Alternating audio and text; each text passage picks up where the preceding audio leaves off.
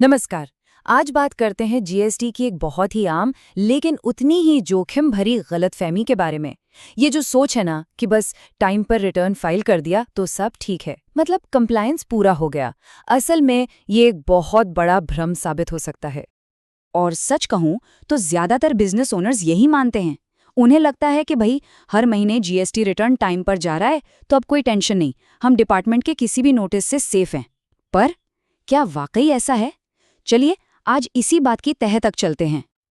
तो आज हम क्या क्या देखने वाले हैं? सबसे पहले समझेंगे इस कंप्लायंस के भ्रम को, फिर देखेंगे कि फाइलिंग और ट्रू कंप्लायंस में आखिर फर्क क्या है। उन 4 आम गलतियों की बात करेंगे जहां डेटा गड़बड़ा जाता है। फिर समझेंगे कि सिस्टम इसे कैसे देखता है और आखिर में इससे बचने के लिए एक प्रिवेंशन फ्रेमवर्क पर भी बात करेंगे। तो चलिए शुरू करते हैं अपने पहले सेक्शन से, द कंप्लायंस इल्यूजन। मतलब वो सिचुएशन जब लगता है कि काम हो गया पर असल में नियमों का पालन हुआ ही नहीं। जरा सोचिए, रिटर्न सबमिट हो गए हैं, एक्नॉलेजमेंट भी आ गई, ऊपर ऊपर से देखे तो सब कुछ परफेक्ट लगता है ना, बिल्कुल कंप्लाइंट। लेकिन असली रिस्क, असली खतरा इसी सतह के ठीक नीचे छिपा हुआ है।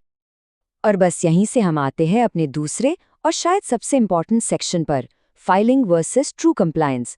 और यकीन मानिए इस फर्क को समझना गेम चेंजर हो सकता है। तो फाइलिंग क्या है? फाइलिंग बस जीएसटी सिस्टम में डेटा सबमिट करने का एक एक्ट है। ये एक प्रोसीजरल स्टेप है, बस एक प्रक्रिया। लेकिन कंप्लायंस कंप्लायंस का मतलब है ये पक्का करना कि जो डेटा सबमिट हुआ है वो एक्यूरेट है, कंसिस्टेंट है, मतलब उसमें कोई विरोधाभास नहीं है और वो जीएसटी के हर रूल के साथ 100% अलाइन करता है। अब जरा इस स्लाइड को देखिए। ये फाइलिंग और कंप्लायंस के बीच की उस गहरी खाई को दिखाता है। एक तरफ है बस डेटा सबमिट करना, एक टास्क। दूसरी तरफ है ये इंश्योर करना कि वो डेटा सही है, ये एक स्टेट है, एक क्वालिटी है। और ज्यादातर जीएसटी नोटिस वो इसी खाई से, इसी गैप से निकलते हैं। तो अब सवाल यह है कि ये खाई असल में दिखती कैसी है? चलिए सेक्शन 3 में गोता लगाते हैं और उन 4 कॉमन मिसमैचेस को देखते हैं जहां डेटा सबसे ज्यादा पटरी से उतरता है। नंबर 1 और सबसे आम, रिटर्न्स के बीच में मिसमैच। जब जीएसटीआर 1, जीएसटीआर 3B, ई इनवॉइसेस और ई-वे बिल्स का डेटा आपस में मैच नहीं करता तो सिस्टम के लिए ये एक रेड फ्लैग है। और ये मत सोचिए कि छोटी मोटी गड़बड़ी से क्या होगा, यही छोटी छोटी इनकंसिस्टेंसीज मिलकर बाद में बड़ी प्रॉब्लम बन जाती हैं। दूसरी बड़ी गड़बड़ होती है इनकरेक्ट वैल्यूएशन में।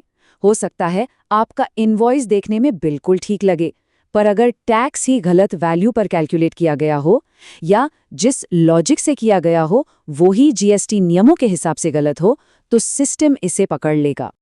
तीसरी प्रॉब्लम है इनपुट टैक्स क्रेडिट यानी आईटीसी से जुड़ी हुई। और ये एक बहुत ही सेंसिटिव एरिया है। अगर क्लेम किया गया आईटीसी सप्लायर के डेटा से मैच नहीं हो रहा या रिकंसिलिएशन अधूरा है तो समझ लीजिए नोटिस आने के चांसेस काफी ज्यादा हैं। और चौथी चीज है मैनुअल एडजस्टमेंट्स। जब टैक्स अमाउंट या इनवॉइस वैल्यू में हाथ से कुछ चेंज किया जाता है तो इससे रिपोर्ट्स में डेटा का जो ट्रेल होता है वो टूट जाता है।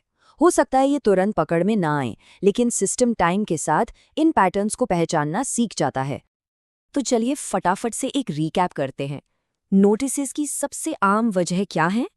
Return mismatches, incorrect valuation, ITC claim issues और मैनुअल एडजस्टमेंट्स। ये वो 4 रेड जोन हैं जहां सबसे ज्यादा ध्यान रखने की जरूरत है। ठीक है, अब आते हैं सेक्शन 4 पर। अब जरा अपना नजरिया बदलते हैं और डेटा को जीएसटी सिस्टम की आंखों से देखने की कोशिश करते हैं। ये समझना बहुत जरूरी है कि it's not personal, it's all about patterns. इस एक लाइन को हमेशा याद रखिए।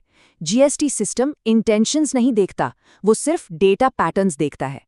नोटिस इसलिए नहीं आता कि सिस्टम को लगता है कि कोई बेईमानी कर रहा है, नहीं।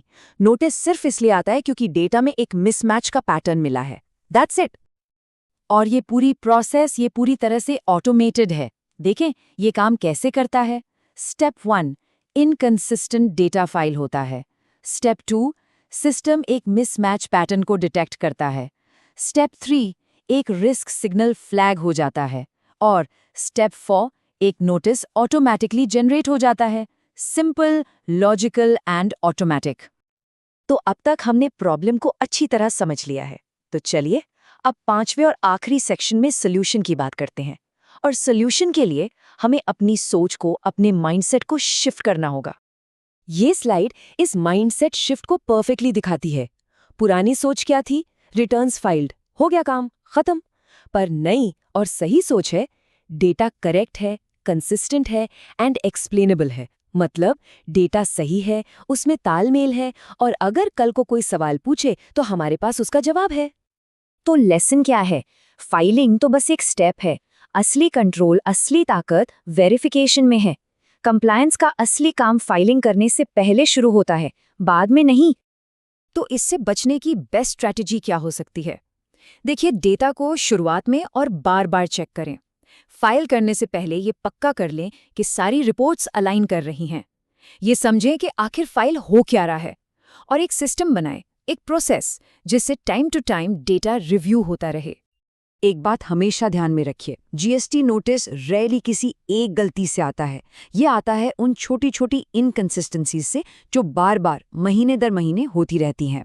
ट्रू कंप्लायंस का मतलब है एक हेल्दी डेटा सिस्टम को मेंटेन करना। तो आखिर में बस एक सवाल खुद से पूछने के लिए कि क्या हमारा बिजनेस सिर्फ फाइलिंग कर रहा है या वो वाकई में कंप्लाइंट है? इस पर सोचिएगा ज़रूर।